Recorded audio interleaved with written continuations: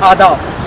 News 18 के इस खुसूसी programme MP का एक्सरे में आप तमाम का बहुत बहुत खैर मकदम है। आज हम एक ऐसी शख्सियत का एक्सरे करेंगे जिसने मुख्तसर से वक्फे में कौमी सतह पर अपनी मुनफरिद शनाख्त बनाई है और गोइंग लोकसभा में जिसने एक अपोजिशन लीडर का तामीरी किरदार अदा किया है।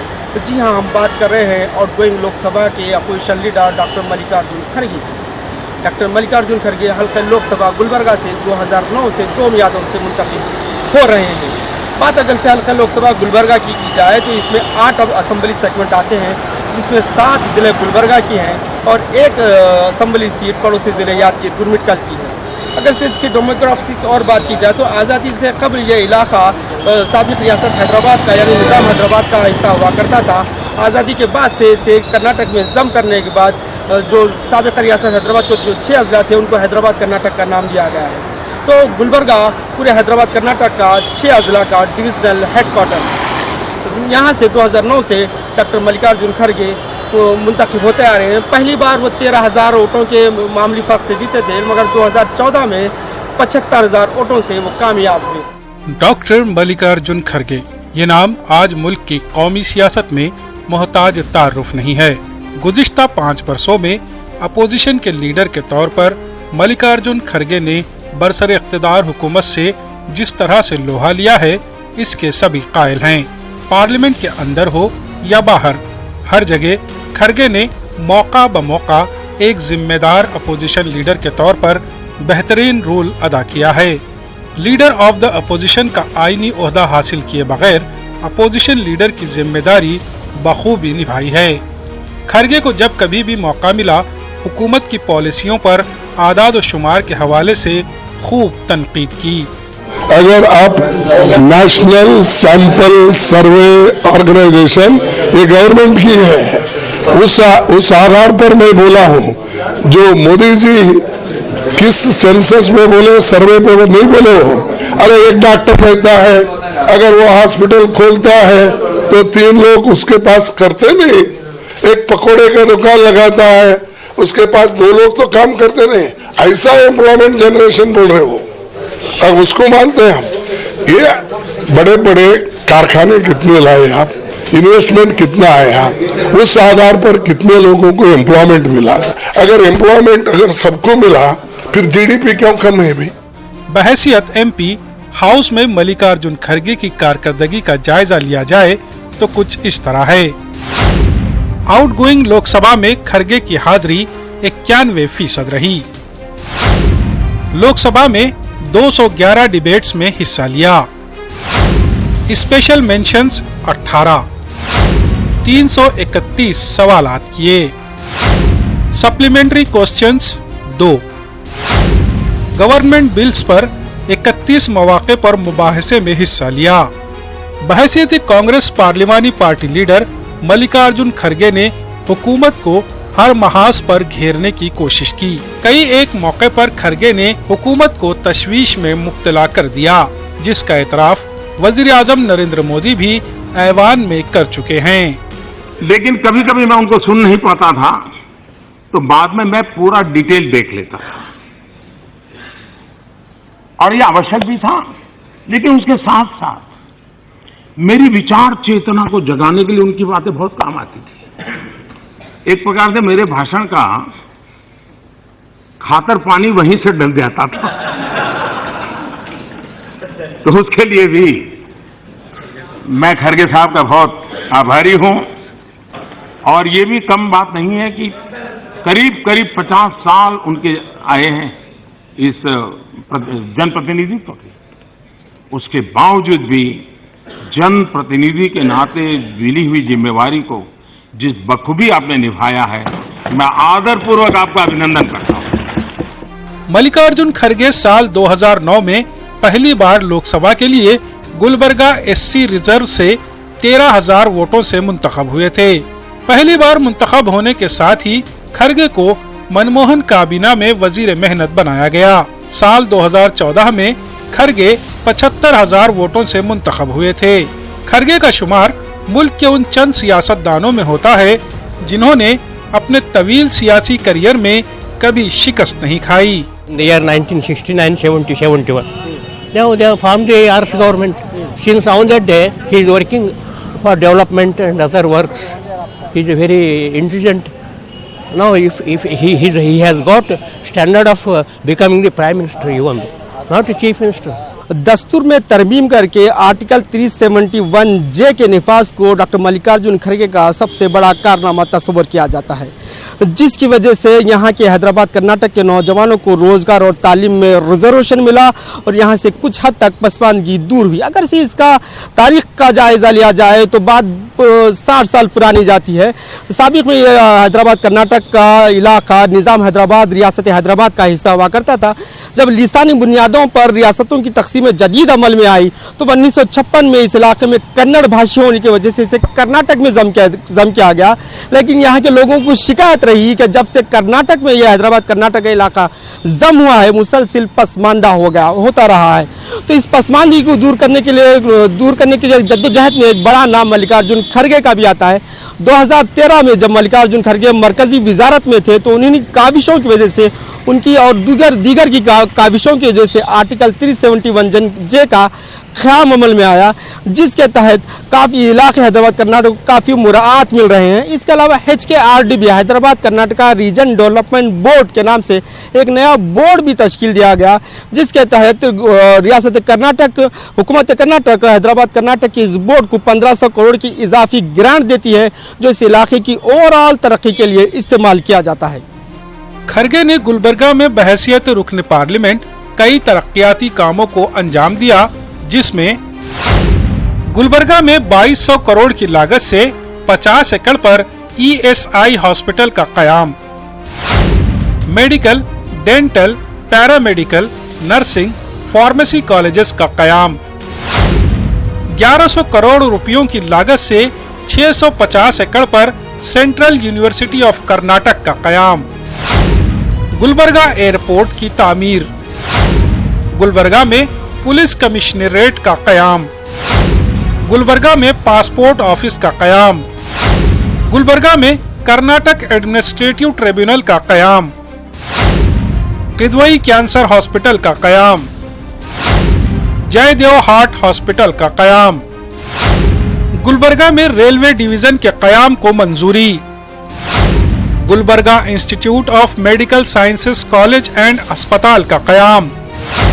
गुलबर्गा में हाई कोर्ट की बेंच का कयाम, गुलबर्गा में पुलिस ट्रेनिंग सेंटर का कयाम, यादगीर में 750 करोड़ की लागत से रेलवे फेट कोच फैक्ट्री का कयाम, यादगीर में बसों की तैयारी की फैक्ट्री का कयाम, गुलबर्गा, यादगीर और बेजापुर अजला की आबपाशी के लिए 3752 करोड़ रुपए मंजूर, गुलबर्गा रायचूर गुत्ती नेशनल हाईवे के लिए 3600 करोड़ रुपए मंजूर। तरक्याती कामों के जमीन पर नजर आने से गुलबर्गा के वोटर खड़गे से कुछ हद तक मुतमईन नजर आते हैं। तो आज तक हमारा रास्ता जो था लोकल जो पूरा जो सेरम यादगीर और यहाँ आड़न पूरा रोड जो हाईवे रोड अच्छा काम करे, तो यहाँ सेंट्रल यूनिवर्सिटी और ESI हॉस्पिटल, खड़गे साहब का ESI हॉस्पिटल देखे आप देख रहे हैं ना, हाँ सेंट्रल यूनिवर्सिटी देखे, हाँ और 371 कलम आप देखे, और क्या देख रहे हैं आप, और रेलवे ब्रिज का, विद्युत करंट का, सीतापुर से करंट पूरा यहाँ को गुलबर्गा तक लाए। ये तो हर लीडर के साथ होता है कि एक घर के अंदर 10 आदमी है तो पूरों को लेके चलना घर वाले के लिए भी टफ है। अब तो लीडर है, कोई खुश हो सकता, सारी दुनिया को तो कोई खुश नहीं कर सकता, नाराजगी तो होती है। बस एक लीडर की हैसियत से जो काम करना चाहिए ठीक है, नॉट बैड। हर एक खड़े है और अच्छा सेंट्रल में अच्छा फाइटर है, वो भी और अच्छा अपोजिशन लीडर है और बीजेपी गवर्नमेंट के लिए बहुत अच्छे अपोजिशन लीडर है और अच्छे स्टेट फॉरवर्ड है। वैसा कुछ उनके बारे में कुछ भी कंप्लेंट नहीं है। 101% खड़गे साहब, मल्लिकार्जुन खड़गे साहब 101% आते हैं। एक जानिब जहां कुछ लोग अपने मुंतखबा नुमाइंदे की कारकर्दगी से खुश नजर आते हैं, तो वहीं कुछ लोग अदम इत्मीनान का भी इजहार कर रहे हैं। कुछ लोगों को शिकायत है कि खड़गे उनकी उम्मीदों पर पूरा नहीं उतरे। अभिवृद्धि नहीं हुए, नहीं हुए, अच्छा खाली नाम के लिए हो गए, काम पूरा नहीं हो गए। अच्छा, क्या शिकायत है आपको खरगे? हमारे के साहब को शिकायत जो है ना, हर एक खेड़े गांव में पानी नहीं पीने को, फर्स्ट बात बोले तो। और जो भी है ना सम्मिश्र सरकार बना लिए नो, बना लिए तो गरीब लोगों को पैसा देता बोल के बोले तो अभी तक पैसा माफ नहीं करे नो, नहीं कर रहे सब कुछ भी, इनकम्प्लीट काम है पूरे। टोटली उन्होंने 6 मिनिस्टर थे, MP गुलबर्गा से MLA, जब से भी कोई काम नहीं है साहब, ठोस कदम नहीं है, कुछ भी बेनिफिट नहीं है। एयरपोर्ट अनयूजुअल हो गए, इससे अभी कुछ भी उसका काम नहीं है। 10 साल मनमोहन सिंह का पीरियड था साहब, कुछ काम नहीं किया उन्होंने अभी तक। बहुत सारे पेंडिंग पड़े सर, एयरपोर्ट पड़े हैं, अभी तक 10 साल से मैं बुढ़ा हो रहा नहीं हो रहा। जो वाजपेयी जो करे उसका एयरलाइंस है अब क्लियर होगा, वो उसका काम जो है बढ़िया है। पेंडिंग वर्क से क्या है, पानी का जो स्टॉकेज है वो कम हो रहा है, 8 दिन में एक बार पानी खुल रहा है, वो भी साफ पानी नहीं। बारिश किसी का नहीं, बारिश के वजह से 10 साल से बारिश नहीं हुआ बोल के हम नहीं बोल सकते। हाँ, तुम स्टॉकेज बढ़ाने के लिए कुछ भी कर सकते थे 10 साल से, कुछ किया? ESI किया, ESI में तुम जाके देखे, ESI में कोई डॉक्टर्स अवेलेबल है ज्यादा, कोई नहीं है। दूसरी जानिब वहीं एक तबके का मानना है कि गुलबर्गा में ज़ेरे इल्तिवा कई प्रोजेक्ट्स के पीछे सियासत कार फरमा है। इसके लिए खरगे को रास्त तौर पर जिम्मेदार करार नहीं दिया जा सकता। ESI हॉस्पिटल के बारे में कुछ लोग ऐसा बोल रहे कि इतना बड़ा इमारत नहीं चाहिए, बोले जैसा। सुबह सोलापुर ट्रेन को इधर से कलबुर्गी से दवाखाने के लिए सोलापुर कितने लोग जाते हैं ना, वो देखकर खरगे साहब ने इधर ESI इधर भी बहुत बड़ा बड़ा हॉस्पिटल बनाएंगे, लोगों को सुविधा मिलना चाहिए, वो सोचकर बनाया। लोग ना ये नहीं देखते, जहाँ गली में रोड नहीं है, जिस जगह पे लोग ज्यादा नहीं जाते, वो रोड देख के देखो कहाँ है। झूठ बोलने का बहुत शौक हो गया लोगों को। खरगे साहब का काम बहुत अच्छा हो गया। ये बात जो 5 साल में ये से हॉस्पिटल तो उससे पहले ही कर दिए, लेकिन अपोजिशन में रहने की वजह से उसका अभी डेवलपमेंट नहीं हुआ।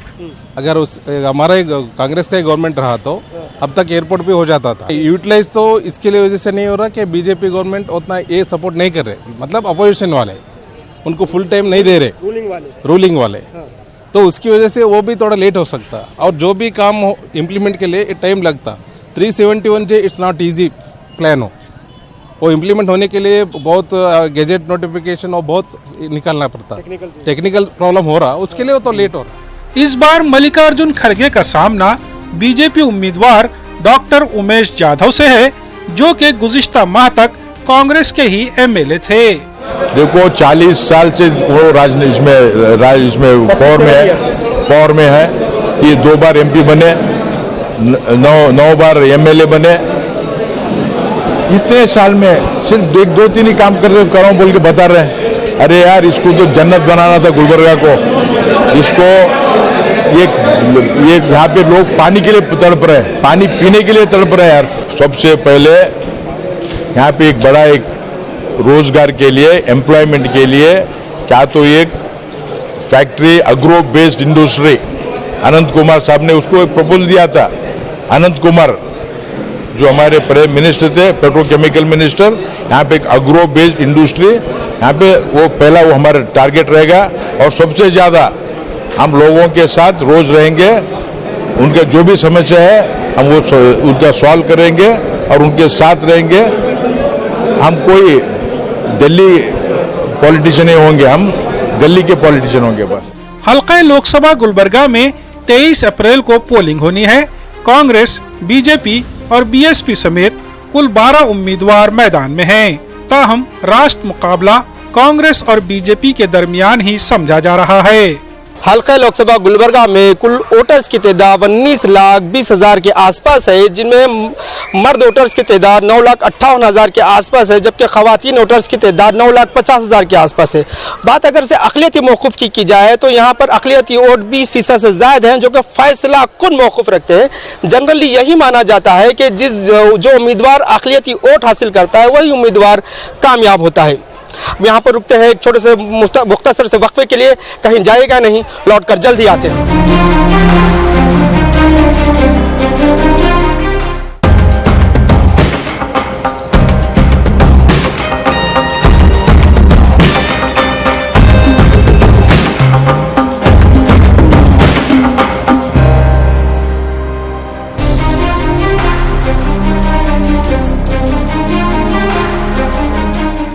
हल्का लोकसभा गुलबर्गा पर आज सारे मुल्क की नजरें टिकी हुई हैं। इस हल्के की खास बात यह है कि यहाँ से कांग्रेस के लोकसभा लीडर डॉक्टर मल्लिकार्जुन खड़गे मुसलसल तीसरी बार मुकाबला कर रहे हैं। खड़गे साहब की एक खास बात यह भी है कि 1972 से मुसलसल पब्लिक लाइफ में है और ख़ास बात यह है कि अभी तक नाकाबिल शिकस्त रहे हैं। गुज़श्ता 2 टर्म से गुलबर्गा की नुमाइंदगी कर रहे हैं।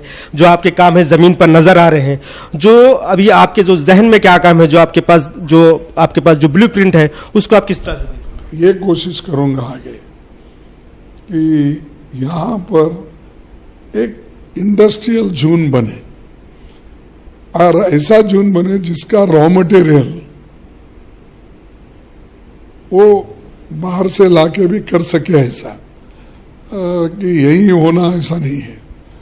चाहे गारमेंट इंडस्ट्री हो, चाहे ऑटोमोबाइल हो, क्योंकि दूसरे जगह डाले तो भी उनको लाना ही पड़ता है।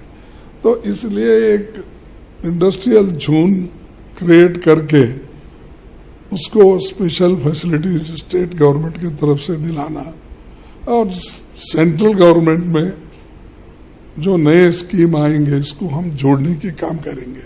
और दूसरी चीज आर्टिकल 371J के तहत जो भी हमारे वैकेंसीज है, बैकलॉग है हर डिपार्टमेंट में, वो ढूंढ के निकाल के एक तरफ गवर्नमेंट रिक्रूटमेंट, दूसरा तरफ खाली हुए जगहों को भर्ती करने के लिए हमारी कोशिश रहेगी। तीसरी तरफ न्यू जॉब्स क्रिएशन के लिए, जैसा कि मैं बोला, स्पेशल जोन बनाएंगे या अपना गारमेंट इंडस्ट्रीज या मैकेनिकल, ऑटोमोबाइल, ऐसे इंडस्ट्रीज की कोशिश मैं करूंगा। आप वोटर्स के दरमियान क्या इश्यूज लेकर जा रहे हैं? क्या विश्वास के साथ जा रहे हैं? वोटर्स के सामने क्या इश्यूज रख रहे हैं? वोटर के सामने तो मैं यही कह रहा ना, पूरा डेवलपमेंट का इशू लूंगा, लड़ूंगा। हमारी गवर्नमेंट आए तो करूंगा डेफिनेटली, या इवन यूपीए की गवर्नमेंट, गठबंधन की गवर्नमेंट रहे तो भी मैं करूंगा। और जैसा कि तूर की जो एमएसपी थी उसको बढ़ाने का मैंने काम किया, सबको मालूम है, और गवर्नमेंट ऑफ इंडिया बनाती है। तो ये जो है उसको तो वो डेवलपमेंट करूंगा, लेकिन नया मैं बोला ना, इकोनॉमिकली एक जोन बनाने का, और हाँ, वो तो बनाएंगे। अगर वो किसी वजह से नहीं भी हुआ तो मैं दूसरे तरीके से स्टेट गवर्नमेंट का कोऑपरेशन लेके या उसको किस ढंग से बनाना, वो मैं बहुत से इंडस्ट्रियलिस्ट से मिल के पूछ के वो करूँगा। और अच्छे क्वालिटी एजुकेशन के लिए हर जगह, जैसा कि अब गुलबर्गे को एक ही नवोदय था, एक से ज़्यादा नहीं देते, मैंने 2 बनाया। एकलव्य इंस्टीट्यूशन एक पार्लियामेंट्री में एक ही देते थे, हमने 2 बनाए, एक गुरमटकल कॉन्स्टिट्यूंसी में, एक चितापुर में बनाया। तो ये ऐसा है। अब माइनॉरिटीज़ के हॉस्टल्स जितने पूछे हम वो सब बना रहे हैं।